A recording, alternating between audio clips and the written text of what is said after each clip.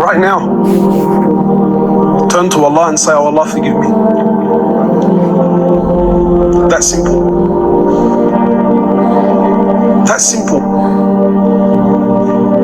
What separated Islam from any other religion? There's no middleman in Islam. You don't need to sit in a box or put some money in a box or sit in front of a human being and confess to this and no. Between you and Allah right now. Rather before that, Allah subhanahu wa ta'ala speaks in Quran.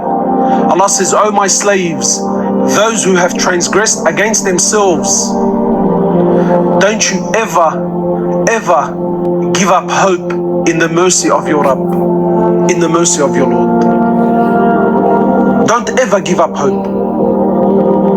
Your own mother, does anyone in this world, is there any doubt in anyone's mind that there's someone other than your mother that loves you? And is there anyone that loves you more than your mother? Impossible. Wallahi, even your mother, if you push the right buttons, she'll disown you. But Allah subhanahu wa ta'ala, the King, He says, oh my slaves, do whatever you please. Do it 1,000,000 times. Disobey me. Do whatever you want for 10 years, 20 years, 30 years, 40 years, 50, 60 years. You never prayed. You never fasted. Sin among sin. And then once, only once, you turn to me and you say, Ya Rabb. Allah says, Ya Abdi Naam, what do you want, man? Turn to Allah.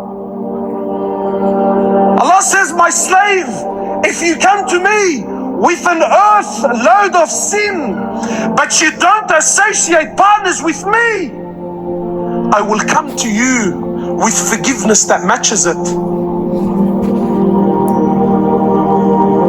Allah says, oh my slave, if you come to me a handspan, I come to you an arm's length. If you come to me walking, I come to you running. My slave, when you remember me, I remember you.